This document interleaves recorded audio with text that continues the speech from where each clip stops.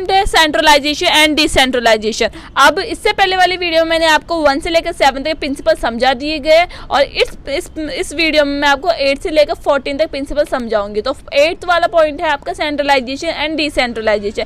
अब आपको सबसे पहले ये समझना पड़ेगा ये सेंट्रलाइजेशन का मतलब क्या होता है। सेंट्रलाइजेशन का मतलब होता है कि कुछ पर्सन्स के पास क्या हो, पावर हो और डिसीजन लेने की, मतलब कुछ लोगों के पास क्या हो, पावर हो डिसीजन लेने की, और वो पावर किसके पास हो, ओनली टॉप लेवल मैनेजमेंट के पास हो, उसे क्या बोलते हैं, सेंट्रलाइजेशन बोलते हैं। देखो, centralization refer to centralization of authority और power in few hand at the top level management के पास क्या हो, कुछ पावर हो डिसीजन लेने की, वो क्या होता है, सेंट्रलाइजेशन होता है। डिसेंट्रलाइजेशन का मतलब होता है अगर पावर हो डिसीजन लेने की मोर देन 2%, 2 से ज़्यादा पर्सन के बाद अगर पावर होती है डिसीजन लेने की, और लार्ज नंबर में अगर पावर होती है डिसीजन लेने की, उसे क्या बोलते हैं, डिसेंट्रलाइजेशन बोलते हैं। अब हेनरी फयोल क्या बोलना चाहते हैं अपन ये समझते हैं। हेनरी फयोल ये बोलना चाहता है कि जो सेंट्रलाइजेशन है और डिसेंट्रलाइजेशन है,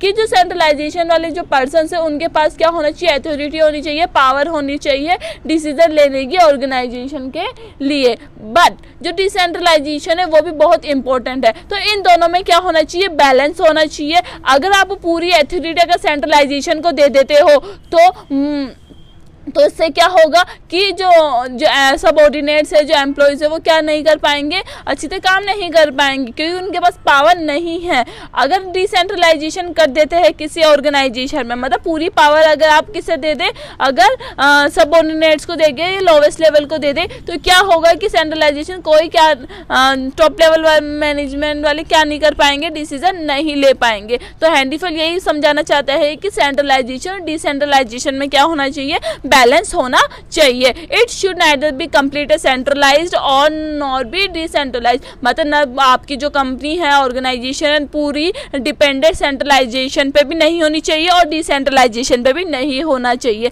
वो किसके ऊपर डिपेंड होना चाहिए, आपके ऑर्गेनाइजेशन के ऊपर डिपेंड होना चाहिए। अगर आपकी ऑर्गेनाइजेशन बड़ी है तो वो उसमें क्या होना चाहिए, डिसेंट्रलाइजेशन थोड़ा ज़्यादा होना चाहिए और सेंट्रलाइजेशन कम होना चाहिए। तो इन दोनों में क्या होना चाहिए, बैलेंस होना चाहिए। अब 9th पॉइंट में आपको समझाती हूँ स्केलर चेन में आपको ये शो हो रहा है। इसमें ये समझाने की कोशिश की है कि अलग अलग लेवल है, ठीक है, अलग अलग लेवल है। अगर ये पर्सन्स के नाम है, अगर ई को एम से क्या करना है, कम्युनिकेट करना है, तो वो कैसे करेगा, पहले आपको ई कम्युनिकेट करेगा डी से, डी कम्युनिकेट करेगा सी से, सी करेगा बी से, बी करेगा ए से, और ए किसे बताएगा, एल को बताएगा, एल बताएगा एम को कि आपको ये काम करना है ना। तो प्रिंसिपल ऑफ स्केलर चेन ये बताता है कि जो आपकी कंपनी है, आपकी ऑर्गेनाइजेशन, उसमें क्या होना चाहिए, सिस्टमेटिक का कम्युनिकेशन होना चाहिए। इससे क्या होगा कोई भी आपका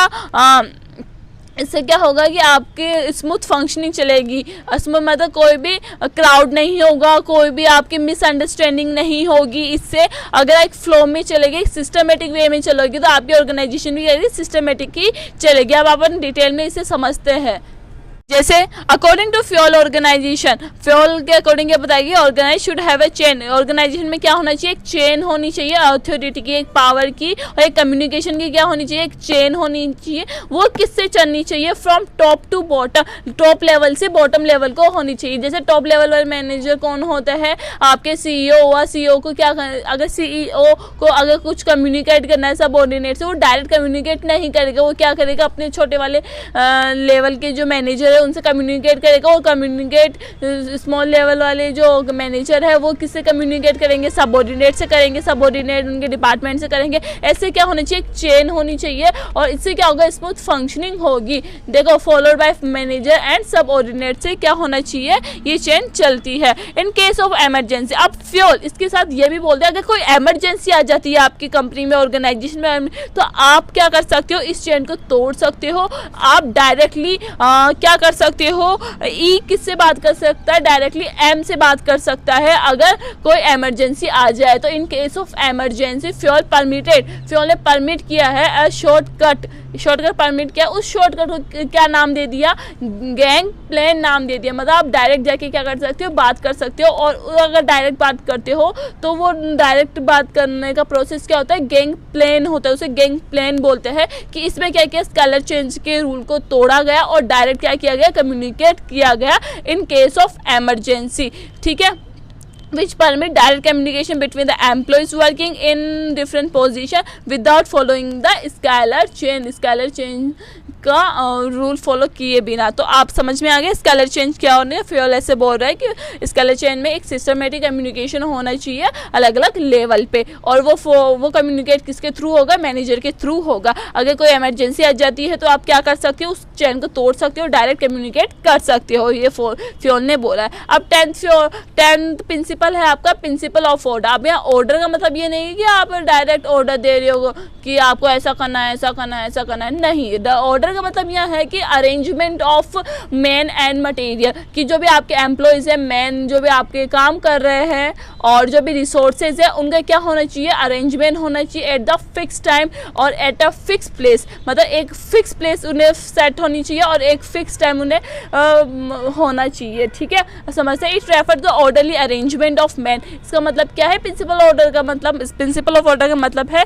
arrangement of man and material. मतलब there is a fix place होनी चाहिए फॉर एवरीथिंग एंड एवरीवन, सबके लिए, और सबके लिए क्या होनी चाहिए, एक फिक्स्ड प्लेस होनी चाहिए। And there must be fixed place set and cabin. Employees जो होते हैं ऑर्गेनाइजेशन में काम करने वाले, उनका भी क्या होना चाहिए, फिक्स्ड प्लेस होनी चाहिए बैठने की, और कैबिन होना चाहिए, जिससे क्या होगा, उनका टाइम वेस्ट नहीं होगा। वो डायरेक्ट अपने घर से आएंगे और वहाँ कैबिन में जाके काम करेंगे। इसमें क्या होगा, वेस्टेज नहीं होगा, वो कम्युनिकेट नहीं कर पाएंगे दूसरे लोगों को। ठीक है, इससे क्या होगा, डायरेक्ट अपना काम करने लग जाएगा। इससे क्या होगा, पॉजिटिव इफेक्ट क्या होगा, जब आप प्रिंसिपल ऑफ ऑर्डर करेंगे, मतलब अरेंजमेंट कर देंगे मैन और मटेरियल का, उनका एम्प्लॉयज़ को उनका कैबिन अच्छी से पहले दे दिया जाएगा, और इससे वो डायरेक्ट आएंगे काम करेंगे। तो इससे क्या होगा, इससे होगा उनका टाइम वेस्ट नहीं होगा, नो वेस्टेज ऑफ टाइम का बिल्कुल भी वेस्टेज नहीं होगा। स्मूथ फंक्शनिंग, सिस्टमेटिकली वो क्या करेंगे, वर्क करेंगे।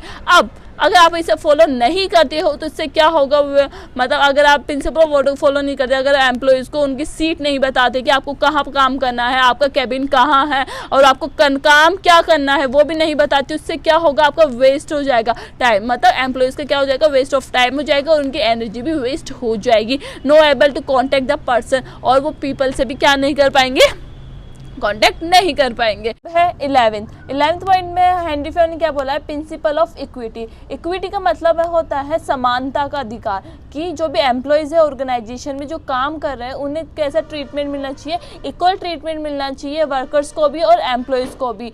ठीक है, फेयर ट्रीटमेंट मिलना चाहिए, और इससे क्या होगा, वो अपना काम अच्छी तरह करेंगे और सेटिस्फाइड हो जाएंगे अपने काम से, क्योंकि उन्हें अगर फेयर ट्रीटमेंट मिलेगा तो उनको एक मोटिवेशन मिलेगा कि हाँ, कि जो मैनेजर है अपने साथ पे ट्रीटमेंट वैसा ही कर रहा है जैसे वो अपने साथ अपने फ्रेंड्स के साथ करता है, वैसा ट्रीटमेंट कर रहा है। तो हेनरी फ्योल बस यही बताना चाहते हैं कि equity refer to kind and fair just treatment to employees के साथ दया भाव का और फेयर एंड जस्ट ट्रीटमेंट होना चाहिए। Employees will put their maximum efforts only when they are treated with kindness. अगर मैनेजर काइंडनेस के साथ उनसे ट्रीटमेंट करता है, अच्छा बिहेव करता है, अच्छा बिहेवियर करता है, तो वो क्या करता है, वो मैक्सिमम एफर्ट्स लगाता है उस काम को करने में। And just if a manager is not done, अगर मैनेजर ऐसा नहीं करता है, फेयर ट्रीटमेंट नहीं करता है एम्प्लॉयज़ के साथ, तो उससे क्या होता है, वो डिससेटिस्फाई हो जाते हैं और will not work with their maximum capacity, अपनी मैक्सिमम कैपेसिटी के साथ वो काम नहीं करते हैं। तो इक्विटी का मीन आप ये पूरा ये समझ सकते हो कि इक्विटी का मतलब ये होता है उनके साथ कोई डिस्क्रिमिनेशन नहीं करना, उन्हें या ना तो उनके रिलीजियस को देखकर कि वो मुस्लिम है, वो हिंदू है, ऐसा कुछ नहीं करना है। उनके साथ इक्विटी के साथ उन्हें बिहेव करना है, इक्विटी के साथ डिस्क्रिमिनेशन नहीं करना है, लैंग्वेज और जेंडर के अकॉर्डिंग। ऐसे नहीं कि वो मेल है उससे ज़्यादा प्रायोरिटी दी जाए, फीमेल को कम दी जाए, नहीं। सब एम्प्लॉयज़ बराबर होनी चाहिए, उनके साथ फेयर ट्रीटमेंट होना चाहिए। यह है प्रिंसिपल ऑफ इक्विटी। प्रिंसिपल में हेनरी फयोल क्या बोल रहे हैं, वो बोल रहे हैं stability of tenure of person, मतलब जो एम्प्लॉयज आपके ऑर्गेनाइजेशन में काम कर रहे हैं उनकी क्या होनी चाहिए, स्टेबिलिटी होनी चाहिए ऑर्गेनाइजेशन में। मतलब ऐसा नहीं कि आप एक महीना यहाँ दूसरे डिपार्टमेंट में काम करवा रहे हो, फिर आप उनका ट्रांसफ़र कर रहे हो दूसरे डिपार्टमेंट में, फिर आप ट्रांसफ़र कर रहे हो, इससे क्या होगा, उनका एक पर्टिकुलर डिपार्टमेंट में उनका ध्यान नहीं जाएगा, वो अपना काम नहीं कर पाएगा। तो हेनरी फयोल यही बताना चाहता है कि कम से कम क्या होना चाहिए, उनका ट्रांसफ़र होना चाहिए, कम से कम उनका टर्मिनेशन होना चाहिए। ठीक है, it refer to the no frequent termination, कोई फ्रीक्वेंट टर्मिनेशन नहीं होना चाहिए और कोई ट्रांसफ़र नहीं होना चाहिए। According to this principle the management must provide the feeling of job security, और इसके साथ साथ मतलब ट्रांसफ़र ना हो, टर्मिनेशन ना हो, उसके साथ साथ एम्प्लॉयज़ को जॉब सिक्योरिटी भी प्रोवाइड करवानी चाहिए। जब उन्हें सिक्योरिटी होगी कि हाँ अपनी जॉब पक्की है, हमें कोई नहीं निकाल सकता, तो इससे क्या होगा, वो और अच्छी तरह काम करेंगे और उनके अंदर फीलिंग आएगी। ठीक है, because with the feeling of insecurity employees can not contribute their maximum, मतलब अगर उनको इनसिक्योरिटी होगी कि हाँ मेरी जॉब जाने वाली है, मेरी जॉब जाने वाली है, और तो वो अपना नहीं देगा। कि अगर आप पहले उसे बता दोगे कि आपको 1 महीने के लिए रखा है, 2 महीने के लिए रखा है, तो वो क्या अच्छा काम कर पाएगा, नहीं कर पाएगा, क्योंकि उन्हें उसे पता है कि 2 महीने बाद उसे निकलना है, तो कंपनी से तो निकलेगा ही। अगर उसे जॉब सिक्योरिटी दे देंगे कि हम आपको 5 साल तक नहीं निकालेंगे, तो वो अपना मैक्सिमम एफर्ट्स लगाएगा, मैक्सिमम आउटपुट देगा अपने कैपेसिटी से ज़्यादा। तो इस प्रिंसिपल में ये बोला है कि कम से कम क्या होना चाहिए, उनका ट्रांसफ़र होना चाहिए और उन्हें जॉब सिक्योरिटी मिलनी चाहिए। इससे क्या होगा, जो भी रिसोर्सेज है उनका वेस्टेज नहीं होगा, क्योंकि अगर वो एक ही पर्टिकुलर डिपार्टमेंट में काम करता रहेगा तो रिसोर्सेज की उन्हें पूरी नॉलेज हो जाएगी, उनको वेस्टेज नहीं होगा। अब 13 है इनिशिएटिव का मतलब यहाँ होता है कि जो एम्प्लॉयज़ है आपके ऑर्गेनाइजेशन को, अगर वो कुछ सजेशन देना चाहते हैं अगर कंपनी से रिलेटेड, तो उनके सजेशन को वेलकम करना चाहिए, उनके सजेशन को मानना चाहिए अगर वो सही है तो। ठीक है, इससे क्या होगा, उन्हें एक मोटिवेशन मिलेगा, उन्हें एक सेटिस्फेक्शन मिलेगा कि हाँ कि टॉप लेवल मैनेजर भी हमारे सजेशन को मानते हैं, उन्हें उनसे कुछ पूछते हैं। ठीक है, तो it refer to the taking first step with self motivation. Fayol suggest that, Fayol ने बोला है कि employ in the organisation must given an opportunity to take some initiative in make, कि एम्प्लॉयज़ को कुछ ऑर्गेनाइजेशन में एम्प्लॉयज़ को कुछ क्या देना चाहिए, अपॉर्चुनिटीज़ देनी चाहिए इनिशिएटिव के लिए। एंड एग्जीक्यूटिव प्लान, अगर कंपनी बना रही है, कोई प्लान्स बना रही है, कोई पॉलिसीज़ बना रही है, तब है ना उनका क्या लेना चाहिए, सजेशन लेना चाहिए एम्प्लॉयज़ से। इट गिव इमेंस सेटिस्फैक्शन, इससे क्या होगा, उन्हें सेटिस्फैक्शन मिलेगा टू एम्प्लॉयज़ को, और मैनेजर मस्ट वेलकम, और मैनेजर को वेलकम करना चाहिए उनके सजेशंस को, एम्प्लॉयज़ के सजेशन को। इससे आप देख सकते हो कि अगर आप ये फ्योल का प्रिंसिपल अप्लाई करते हो तो इससे क्या होगा, बिलोंगिंगनेस आएगी। ठीक है, आपको बिलोंगिंगनेस आएगी आपके ऑर्गेनाइजेशन में, और जो भी टारगेट है वो टाइम पे कंप्लीट होगा, क्योंकि उन्हें क्या होगा कि हाँ हमारे प्लान्स को, हमारी पॉलिसीज़ को माना गया है टॉप लेवल मैनेजमेंट को, हमें भी अपना काम 100% करना चाहिए और हमें करके दिखाना चाहिए कि हमारा प्लान और पॉलिसी जो हमने बताई है वो भी अच्छी है। तो इनिशिएटिव की अपॉर्चुनिटीज़ भी देनी चाहिए एम्प्लॉयज़ को। 14 है, लास्ट है, स्पिरिट्स दी कॉर्प्स।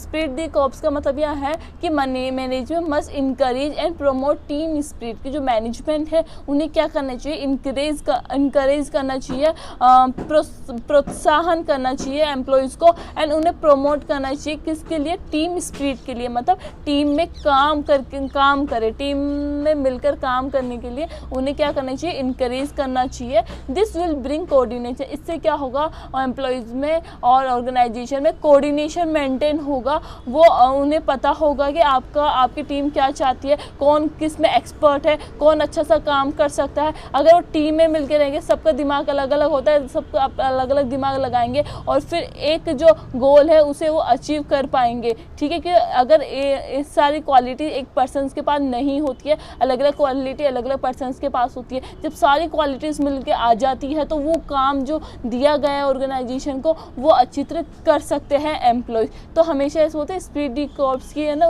उन्हें प्रमोट करना चाहिए कि वो टीम स्पिरिट करे, यूनिटी और हार्मनी के साथ काम करें। दिस विल ब्रिंग कोऑर्डिनेशन का काम करेगा ये, और cooperation in organization. A manager should replace I with me. और जो मैनेजर है, मैनेजर को हमेशा ये रिप्लेस करना चाहिए, मतलब हटा देना चाहिए आई कि मैं को रिप्लेस कर देना चाहिए वी से, कि मतलब तुम ये काम करोगे, ऐसा नहीं कि तुम सब ये काम करोगे, ऐसा होना चाहिए। तो इसका मतलब ये है आई को रिप्लेस कर देना चाहिए किसके साथ, वी के साथ। अब इसका पॉजिटिव इफेक्ट क्या है, develop team spirit of course ही होगी और ग्रुप गोल अचीव इजीली हो जाएगा। ठीक है, आई होप आपको समझ में आ गया होगा।